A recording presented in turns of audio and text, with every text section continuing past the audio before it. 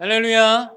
네, 이렇게 좋은 날 또 아름다운 찬양을 들려주신 우리 시온 찬양대에게 감사를 드립니다. 또 무엇보다 이 찬양을 받으신 우리 하나님께 다시 한번 감사와 찬송과 영광의 목소 올려드리겠습니다. 할렐루야. 네, 제가 계속 말씀드리지만 우리는 박수를 아끼지 않으셨으면 좋겠어요. 우리가 하나님께 할 수 있는, 사실 몸으로 할 수 있는 최고의 찬양은 저는 박수다라고 생각을 합니다. 또 들려주신 우리 찬양대에게도 또 우리 감사의 인사를 할 수 있는 최고의 표현은 우리가 박수니까요. 우리 한 번만 더 해볼까요? 하나님 앞에 감사의 박수를 또 영광의 박수 올려드리겠습니다. 할렐루야. 아멘, 아멘. 예, 오늘 우리가 대림절 세 번째 주일을 보내고 있습니다. 옆에 보시는 것처럼 이제 초가 지난주에 이어서 또 하나가 더해져서 이제 초 세 개의 불을 밝혔습니다. 여러분, 우리가 이제 이 대림절을 보내고 있는데요. 대림절은 이미 아시는 것처럼 이 어두운 세상 가운데에 하나님께서 빛으로 또 영광 가운데 임하신 것을 우리가 기다리며 밝히는 초가 바로 이 대림절 초입니다. 여러분, 이 대림절 초가요, 하나하나가 사실은 다 의미가 있어요. 켤 때마다 그냥 초 밝히듯이, 생일 초 밝히듯이 그렇게 밝히는 것이 아니라요, 하나하나 켤 때마다 우리가 그 의미를 가지고 이 초를 밝히는데, 첫 번째 초는 희망과 기대를 의미합니다. 그래서 초를 밝힐 때에 그러한 마음으로 우리를 초를 밝히는 거예요. 그리고 두 번째는요, 평화입니다. 이 땅에 평화의 왕으로 오신 예수 그리스도를 의미하면서 이 땅에 또 평화가 오기를 기대하는 마음으로 이 초를 밝히는 것이죠. 그리고 세 번째 초는요, 기쁨을 의미합니다. 기쁠 일이 없는 이 세상 가운데에, 웃음을 잃어버린 이 세상 가운데에 기쁨을 주기 위하여 오신 예수 그리스도, 우리 그분을 기뻐하는 마음으로 우리 초를 밝히는 것이죠. 그러니 여러분, 초를 한번 보시겠어요? 저 보지 마시고 초를 한번 보시면서 한번 웃으십시오. 좀 기쁨을 주기 위해서 오신 예수시니까 내 마음 가운데에 기뻐할 이유가 없지요. 그렇지만 우리 예수께서 이 땅에 오심으로 말미암아 우리는 기뻐할 이유가 충분히 있는 줄 믿습니다. 그리고 이제 네 번째 초는요, 다음 주에 알려드릴게요. 다음 주에 알려드릴 테니까 궁금하시면 오늘까지만 오시는 것이 아니라, 오늘 보니까 처음 뵙는 분들이 몇 분 계시는데, 이거 네 번째 초가 어떤 의미인지 네이버에 찾아보지 마시고 교회로 오셔서 제가 또 설명드릴 테니까 그때 우리 함께 예배드리면서 그 네 번째 초의 의미를 가지고 또 하나님 앞에 감사하는 시간 우리가 가졌으면 좋겠습니다. 여러분, 우리 앞뒤좌우로 한번 그렇게 인사하셨으면 좋겠어요. 예수님 때문에 기뻐합시다. 인사하셨으면 좋겠습니다. 할렐루야. 아멘, 아멘, 아멘. 여러분, 예수님 때문에 기뻐하시길 바랍니다. 예수님 때문에 웃으시길 바랍니다. 이 한 주간 사실 웃을 일이 참 없었잖아요. 제가 그간의 사정들은 뭐 굳이 구체적으로 설명하지 않아도 아마 많은 분들이 다 아시리라 생각합니다. 세상을 바라보면 웃을 이유가 없어요. 우리 기뻐할 이유가 없습니다. 어디에도 그 기쁨의 이유를 우리는 발견할 수 없습니다. 그러나 오늘 이 예배의 자리, 우리와 함께 하시는 예수 그리스도, 그분으로 인하여 마음껏 기뻐하시고 마음껏 즐거워하는 우리 개봉중앙교회 모든 성도님들이 되실 수 있기를 주님의 이름으로 간절히 축원합니다.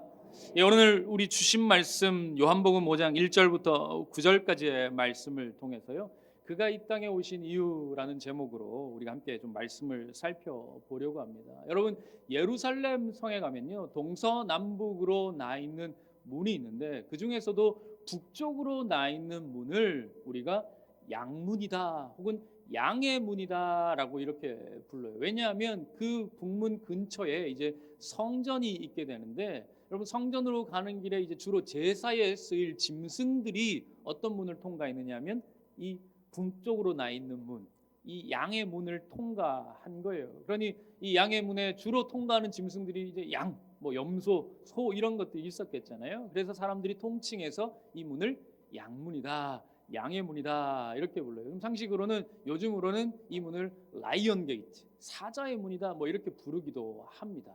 그런데 우리는 이 성경에서는 양문으로 이렇게 말씀하고 있지요. 그리고 이 양문 바로 옆에는 뭐가 있느냐면, 양문을 통과해서 들어가면 머지않은 곳에 이 베데스다라고 하는, 우리가 오늘 본문의 배경이 되는 이 베데스다 연못이 있는데, 여러분 사진을 한번 보시겠습니까? 이게 베데스다 연못입니다. 우리가 생각하는 연못이 아니죠. 우리는 주변에 풀도 좀 나 있고 그런 연못을 상상하셨을지 모르겠지만 이게 주전 2세기경에 시몬이라고 하는 대제사장이 성전에 쓰일 그 물을 공급하기 위해서 지은 일종의 저수지예요. 그래서 길이가 한 110m 되고 너비가 한 80m 되고 깊이가 한 7m 정도 되는 그 인공적인 쌍둥이 연못이 바로 이 베데스다라고 하는 연못이에요. 여러분 그림을 한번 자세히 보시면 그 건물에 기둥이 이렇게 세워져 있잖아요. 보이십니까? 기둥과 기둥 사이에 이제 빈 공간이 있는데 거기가 어디냐면 바로 행각입니다. 행각. 오늘 이 병자들이 피해 있었던, 여러분 왜냐하면 이 유다 땅이 굉장히 햇볕이 낮에는 뜨겁거든요. 그래서 이 뜨거운 태양을 피할 수 있는 이 그늘을 만들어 주는 곳이 인공적으로 만들어진 곳이 이 행각이다 보니까 아마도 거기에 많은 병자들이 그렇게 모여 있었던 것 같아요. 그림을 얼마나 열심히 보시는지. 그림 이제 떼셔도 돼요. 아쉬우십니까? 자, 이 행각에 많은 병자들이 모여 있었는데 또 병자들이 모일 수밖에 없었던 그런 이유들이 뭐냐면 예로부터 이 베데스다가요, 이 용하다라는 소문이 있었나 봐요. 그래서 자연스럽게 그 주변으로 많은 의료 시설들이 밀집해 있었다라고 해요. 양문 주변으로 또 베데스다 연못 주변으로 이 의료 시설들, 뭐 요즘으로 치면 병원은 아니고요, 유사 의료 행위, 뭐 우리로 치면 뭐 접합원이라든지 자격증 없는 사람들이 이제 침도 놔주고 뜸도 놔주고 뭐 하는 그런 일종의 그런, 우리로 생각하면 그런 유사 의료 기관들이 아마 많이 모여 있었던 것 같아요. 그러다 보니 여러분 개 중에는 용하다는 사람도 있었겠지 않겠습니까? 그럼 뭐 전국 각지에서 그 사람이 만져주면 낫는다더라, 침 한 번 맞으면 낫는다더라, 그런 이야기를 들으니까 병자들이요 너도나도 할 것 없이 그 베데스다 연못 주변으로 모여 들었다라는 것입니다. 그런데 그것뿐만 아니라 이 베데스다 연못으로 병자들이 모일 수밖에 없었던 결정적인 이유가 있었습니다. 여러분 4절 말씀 같이 한번 볼까요? 4절입니다. 시작. 이는 천사가 가끔 못에 내려와 물을 움직이게 하는데 움직인 후에 먼저 들어가는 자는 어떤 병에 걸렸든지 낫게 됨이러라. 말씀드린 것처럼 안 그래도 이 연못에는 좀 효험이 있다는, 맞죠? 효험이 있다라는 그런 소문이 안 그래도 있었는데 그 연못에 한 가지 전설이 내려오고 있었다라는 거예요. 어떤 전설입니까?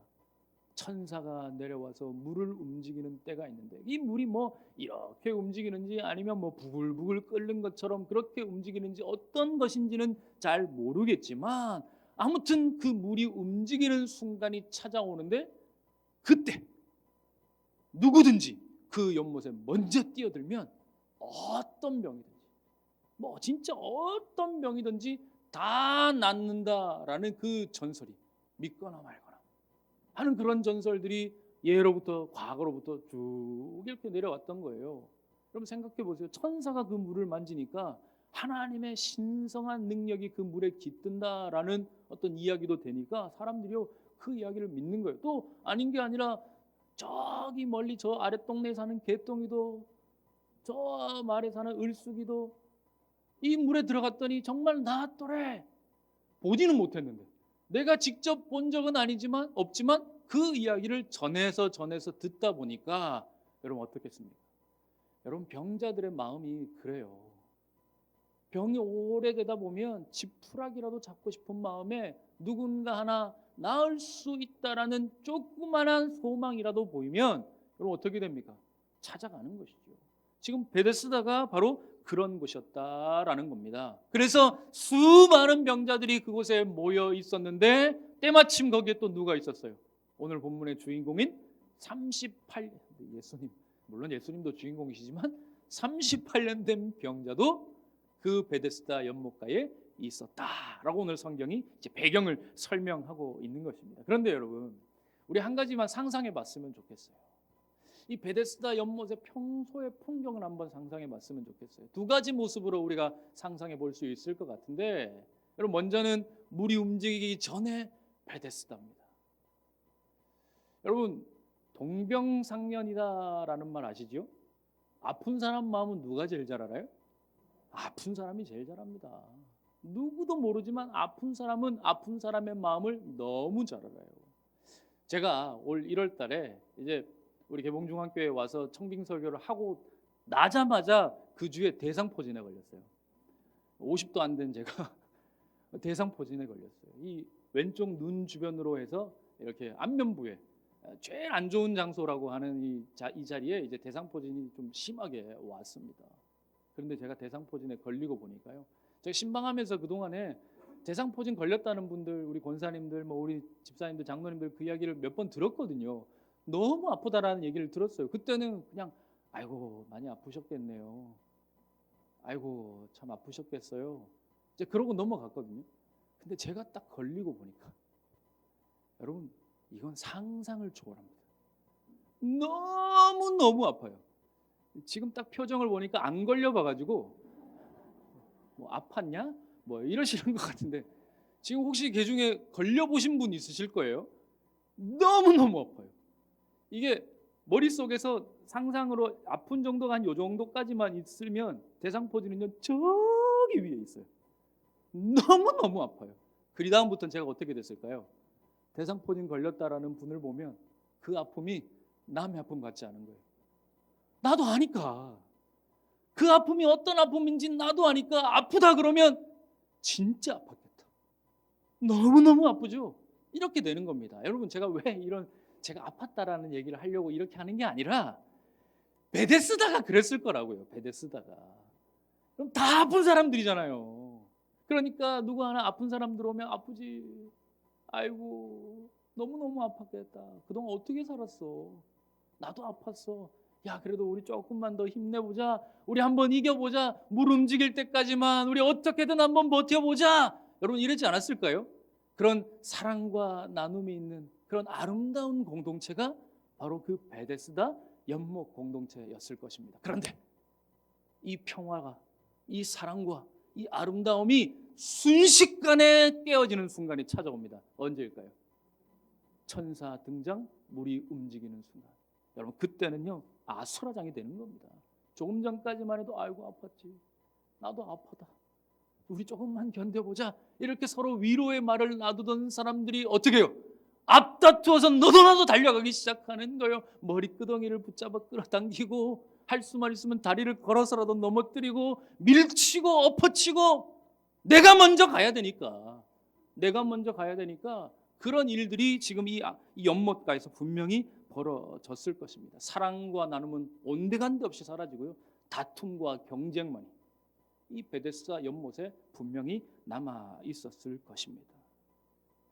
그런데 여러분 이렇게 난리법석을 피우면서 아픈 사람들끼리 달려가면서 여러분 누가 제일 먼저 이 연못에 도착했을까요?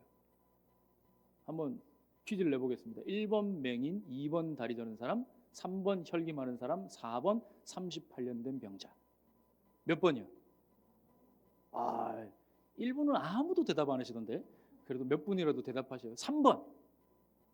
혈기 많은 사람이 뭐냐면 중풍병자예요. 갈 수 있을까요? 쉽지 않습니다. 그러니까 뭐 제가 질문할 의도는 누구냐 이게 아니라 여러분 누구겠어요? 제일 덜 아픈 사람이겠죠. 그 사람이 제일 먼저 도착할 거예요. 그런데 여러분 인간적으로 생각하면 여러분 누가 제일 먼저 도착해야 됩니까? 제일 아픈 사람이잖아요. 그런데 현실은 누가 제일 먼저 도착해요? 제일 안 아픈 사람이 도착하는 것입니다. 그래서 제일 안 아픈 사람이 제일 먼저 그 연못에 들어가는 거예요. 여러분 수년 동안 수십 년 동안 그런 일들이 거듭 반복해서 일어났다고 생각해 보십시오. 여러분 베데스다 연못이 어떻게 변했을까요? 치열한 경쟁 사회가 되는 겁니다. 옆에서 옆 사람을 챙겨주는 일이 생길까요? 아니요. 저 사람도 언젠가는 내가 걸고 넘어가야 하는, 짓밟고 넘어가야 하는 경쟁자이기에 아픈 사람이요 내 아픔이 먼저가 되는 겁니다. 옆에 사람 아픔은 사실 관심도 없게 되는 거예요. 덜 아픈 사람이 오면 어떻게 해요? 나보다 좀 더 유리한 사람이 들어오면 어떻게 될까요? 네, 저거 언젠가 다리 하나 부러뜨려서라도 내가 먼저 들어가야지 하는 그런 마음이 여러분 그들 마음 가운데 생기지 않았을까요? 여러분 베데스다가요 치열한 경쟁 사회로 변해버리게 되는 것입니다. 오로지 자기 자신만 생각하는 극도의 이기주의만이 남아있는 세상과 똑같은 자리가 바로 이 베데스다 연못으로 변해버리게 된다라는 것입니다. 그런데 여러분 생각해 보면 우리의 삶도 똑같지 않습니까? 여러분 우리도 얼마나 치열한 경쟁 속에서 지금 여기까지 오셨어요. 여러분 제가 아이들을 키우다 보니까요, 우리 아이들이 유치원 입학할 때 보니까 유치원도 경쟁이 심해요. 옛날에는 뭐 상상도 할 수 없는 일이었을지 모르겠지만 유치원도요 몇 대 1로 입학해야 돼요. 그래서 가가지고 제비뽑기 해야 됩니다. 제비뽑기. 그래야 들어갈 수. 안 믿기시죠? 실제로 그런 일이 있다니까요. 그리고 유치원만 들어가면 끝입니까? 초, 중, 고 어때요? 치열하죠. 학업의 경쟁이 어마무시합니다. 그리고 대학에 가면 또 입시 경쟁이 있어야 되고요. 그리고 취업을 앞두고 있으면 취업 경쟁을 또 해야 되고요. 회사만 들어가면 끝입니까? 승진 경쟁해야 됩니다. 끝도 없는 이 경쟁 사회 속에 우리는 지금까지 살아가고 있는 겁니다. 그럼 제가 이제 목사가 되고 보니까요, 제일 많이 간 곳이 어디일까요? 교회 뭐 이런 단순한 데서 마시고, 제가 목사가 되고 난 이후에 제일 많이 간 곳이 어디냐면 장례식장입니다. 장례식장. 많게는 제가 한 해에요 한 50번 이상 방문한 적도 있어요. 어마어마하죠. 그런데 이제 장례를 제가 치르면서 한 가지 느낀 게 뭐냐면, 야, 장례도 경쟁이구나. 여러분 생각해 보세요. 어떤 분이 돌아가시면요 빈소 잡는 거 경쟁입니다. 그런데 또 한편은 지금은 또 모르겠지만 한동안 어떤 일이 있었냐면 화장장을 못 잡아가지고요 화장을 못 해요. 그것도 경쟁인 거예요. 제가 그러면 느낀 게 뭐냐면, 야, 이거는 살아서도 경쟁이고 죽어서도 경쟁이고 너무 우픈 일인 것이죠. 우리가 살아가는 실제 삶의 현실이 지금 그와 같다라는 것입니다. 그런데 오늘 본문을 보니까 바로 그 치열한 경쟁 사회에 너도 나도 할 것 없이 나만 생각하는, 오로지 나 하나만 유일하게 귀하게 여기는 그런 악한 세상 가운데에 누가 가셨어요? 예수 그리스도. 아무도 돌봐주지 않는 오로지 아픔만 남아있는 그 병든 사회에, 경쟁 사회에 지금 예수님이 찾아가셨습니다. 여러분 5절 말씀입니다. 거기 38된 병자가 있더라. 여러분 5절을 보시면 베데스다 연못에 가신 예수님께서 만난 사람이 38년 된 병자였다라고 말합니다. 우리가 앞서 봤지만 본문에 많은 병자들이 등장하고 있거든요. 그런데 유독 예수님께서는 그 많은 병자들 중에서 이 38년 된 병자를 만나셨단 말이에요. 왜일까 생각해 보면 뭐 의미가 여러 해석들이 있지만 제가 생각할 때는 그런 것 같아요. 단지 이 한 사람만을 의미하는 것이 아니라 이 사람은 모든 병자를 대표하는, 상징하는 의미를 갖고 있는 겁니다. 가장 아픈 사람이니까 그곳에 있는 많은 병자들을 상징하는 의미로 이 38년 된 병자를 만난 거예요. 아무튼 여러분 예수님께서 38년 된 병자를 만나셨어요. 여러분 이 사람의 상태가 어땠을까요? 어땠을까요? 여러분 씻기나 제대로 했을까요? 잘못 씻었을 거예요. 아마 그래서 근처만 가도요 냄새가 나서 가까이 하기가 어려운 상태였을 것입니다. 그리고 아무도 돌봐주는 사람이 없으니 음식이라도 제대로 먹었겠습니까? 그렇지 못했겠죠. 38년 동안 누가 그를 돌봅니까? 제대로 먹지 못하여서 피골이 상접해서요 사실은 뼈와 가죽만 남아 살았다 하는 이름은 가졌으나 실상은 죽은 것과 같은 그 상태가 이 38년 된 병자였다라는 것입니다. 그리고 그가 그 자리에 누워서 얼마나 많은 사람들이 그 자리에 왔다가 떠나가는 것을 많이 보았겠습니까? 여러분 그라고 하여서 그 자리를 떠나고 싶지 않았을까요? 자의적으로 이 자리에 계속해서 머무르고 싶은 마음이 그에게 있었겠습니까? 아니요, 떠나고 싶었겠지요. 그러나 스스로는 그 자리를 절대로 떠날 수 없는 희망이라고는 하나도 없는 존재가 바로 이 38년 된 병자. 특별히 이 냉혹한 경쟁 사회에서는 가장 밑바닥에 있는, 아무도 신경 쓰지 않는 이 경쟁에서 완전히 도태되어 버린 그 존재가 바로 이 38년 된 병자였다라는 것입니다. 그런데 중요한 것은 무엇입니까? 바로 그를 예수님께서 찾아가 만나셨다라는 사실입니다. 할렐루야. 여러분 우리 6절 말씀 같이 읽어보겠습니다. 시작. 예수께서 그 누운 것을 보시고 병이 벌써 오래된 줄 아시고 이르시되 내가 낫고자 하느냐. 아멘. 말씀을 계속 한번 띄워주십시오. 여러분 6절을 보시면 전반부에 예수님께서 이제 38년 된 병자를 찾아가셨어요. 그리고 그에게 가장 먼저 하신 일이 뭐다라고 말하고 있습니까? 그 누운 것을 보셨다라고 말합니다. 예수님께서 찾아가셔서요, 그를 보셨다라고 말해요. 그가 누워있는 그 삶의 형편을 보셨다라는 거예요. 여러분, 이 말은 예수님이 보셨다라고 할 때 보았다라는 이 말은요, 헬라어로 이돈이라고 하는데, 여러분 이건요 그냥 물리적으로만 보았다라는 의미가 아닙니다. 관심 있게 보았다, 주의하여 보았다라는 이 의미를 갖고 있는 거예요. 그러니 여러분, 예수님께서는 그냥 눈으로 한번 슬쩍 제가 성가대 보듯이 이렇게 본 게 아니라는 겁니다. 지금 여러분들을 보듯이 제가 그냥 눈으로만 본 것이 아니라 예수님은 그의 마음과 그의 내면의 깊은 곳까지 이미 다 보셨다. 이 의미를 지금 말씀하고 있는 것이죠. 그런데 우리가 한번 생각해 보세요.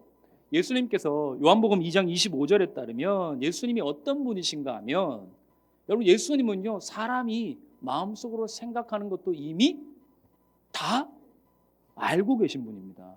내가 말하지 않아도 이미 내가 무슨 생각을 하고 있는지, 그 마음에 어떤 생각을 갖고 있는지 다 아시는 분이 우리 예수님이시다라는 거예요. 그러니 여러분, 예수님께서 굳이 그 병자를 주의하여 볼 필요가 있을까요, 없을까요?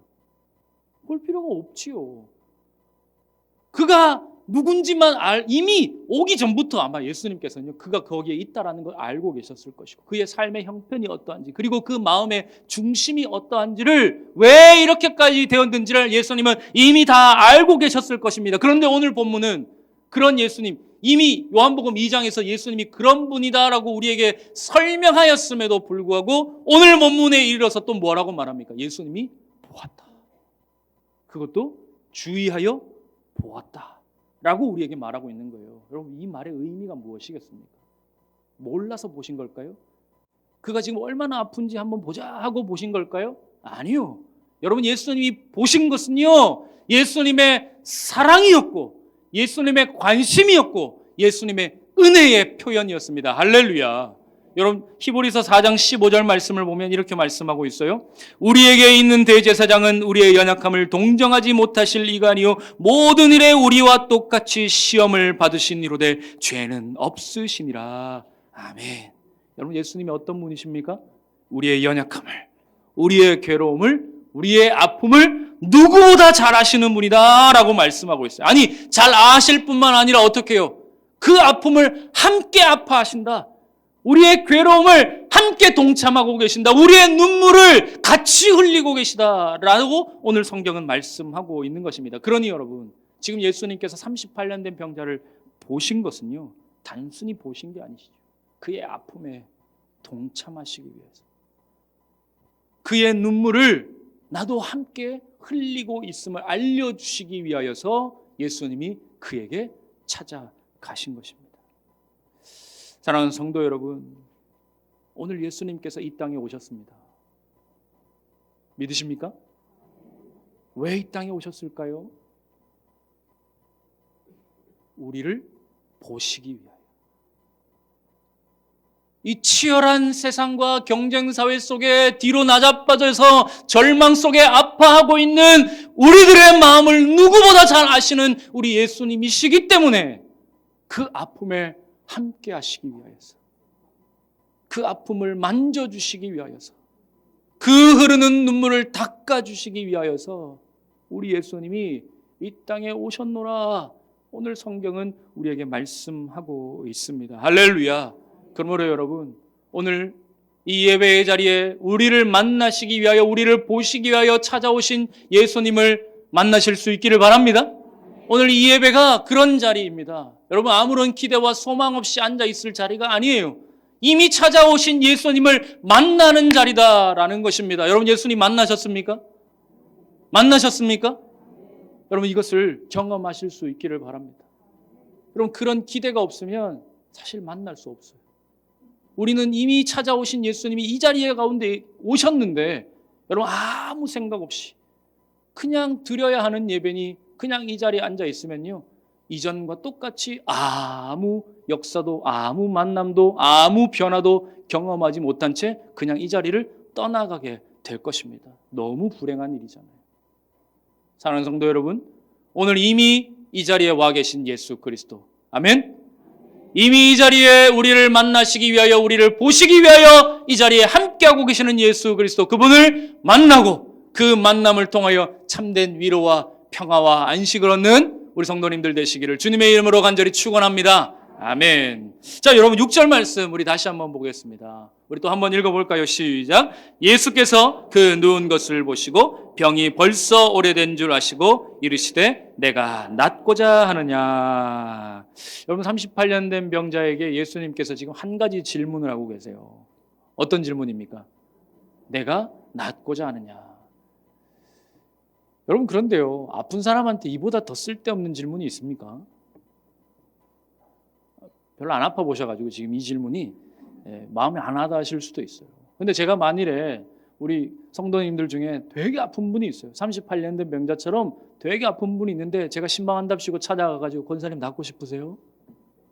집사님 낫고 싶어요? 이런 질문하면 여러분 그분이요 속으로 욕을 할지도 모릅니다. 목사라 대놓고 말을 못하지만 속으로 욕할 거예요. 지금 보고도 무슨 이런 말을 하냐. 병자가 낫고 싶은 게 당연한 거 아니냐?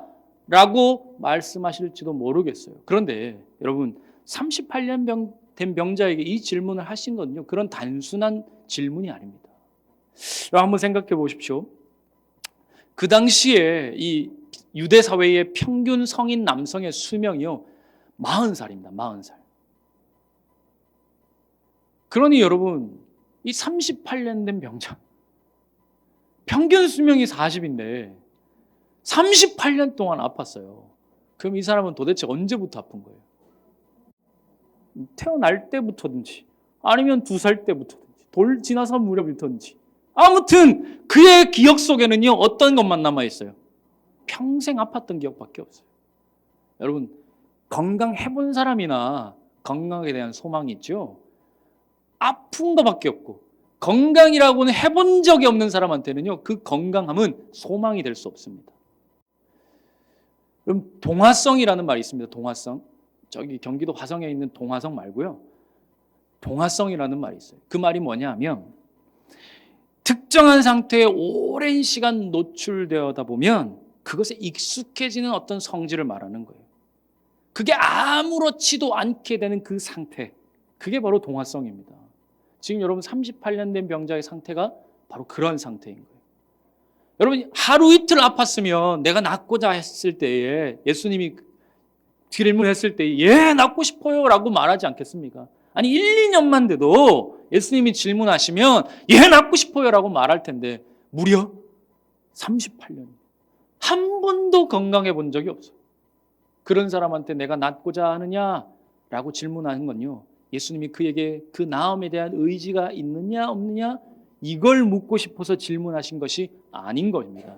그걸 우리가 확인할 수 있는 것이요, 우리 7절 말씀이에요. 7절 한번 보시죠. 시작. 병자가 대답하되 주여 물이 움직일 때에 나를 못에 넣어주는 사람이 없어 내가 가는 동안에 다른 사람이 먼저 내려가나이다. 여러분 낫고자 하느냐라고 질문을 했는데 지금 이 사람이 어떻게 대답하고 있어요? 예, 낫고 싶습니다. 우리 같으면 그렇게 대답하겠지만 지금 이 사람은 어떻게 대답하고 있어요? 그렇게 말하고 있지 않지요. 지금 내 상태를 보고도 그런 말을 하십니까? 아니, 쓸데없는 말 하지 마시고 물 움직일 때 나를 도와줄 생각이 있으면 나나 거기 한번 넣어주시고 다른 말 하지 마십시오. 여러분 지금 이 말이 그에게 소망이 있는 말일까요? 없는 말일까요? 여러분 지금 그에게 찾아오신 분이 누구세요?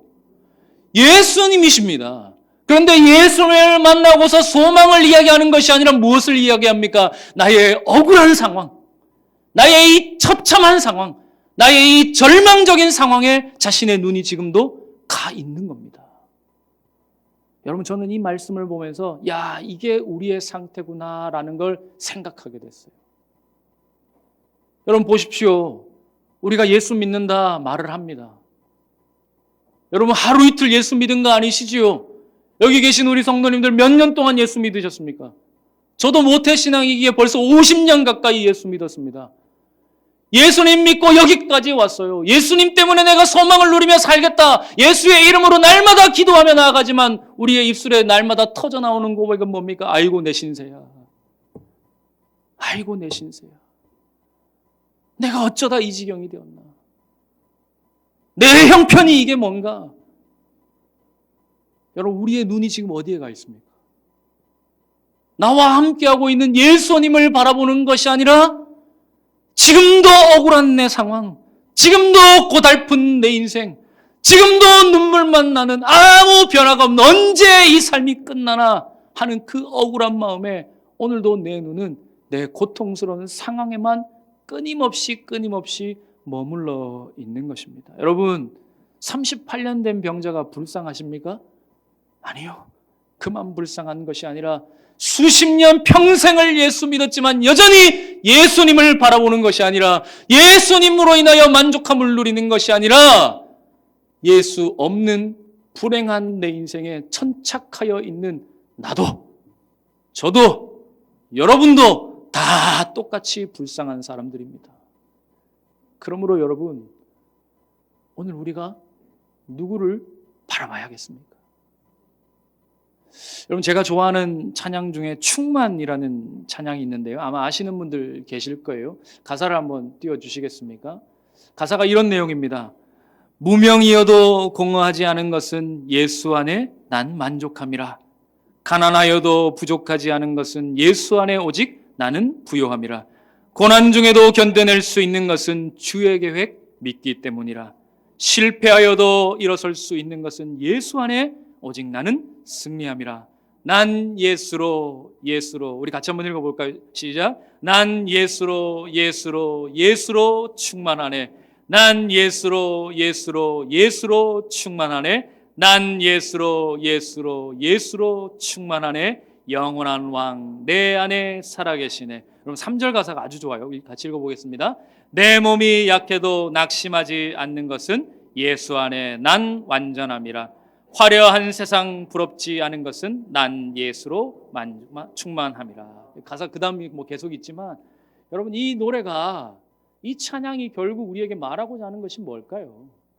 예수면 충분하다는 것입니다. 내가 세상의 모든 것을 다 잃었다 할지라도 나는 불행한 사람이 아니다라는 겁니다. 왜요? 예수가 내 안에 충만하니까. 여러분 예수님께서 오늘 이 38년 된 병자를 찾아가셔서요 그에게 내가 낫고자 하느냐라고 물으신 것은 네가 정말 나을 의지가 있느냐 없느냐 이걸 물으신 것이 아닙니다. 나로 만족하니? 네가 실패했다 여기고 있지만 세상은 너를 버렸다라고 말하고 있지만 아니야. 지금 내가 여기 있으니 너는 충분해. 너는 충분해. 이렇게 말씀하고 있는 것입니다. 할렐루야. 사랑하는 성도 여러분, 오늘 이 고백이 우리의 고백이 될 수 있기를 간절히 소망합니다. 세상에서는 우리가 실패자일 수 있습니다. 세상에서는 나를 병든 자라고 말할 수 있습니다. 그러나 예수님 보시기에 우리는요 그런 존재가 아닙니다. 할렐루야. 예수로 충분한 자, 예수만 있으면 만족하는 자. 여러분 세상 것 부러워하지 마십시오. 세상 것 아무 소용없습니다. 오늘 예수님만으로 만족하시고 예수님만으로 충분함을 느끼시는 그 충만함이 있는 저와 여러분 될 수 있기를 간절히 소망합니다. 여러분 이 믿음 가지고 우리 이 찬양 한번 같이 불러봤으면 좋겠습니다.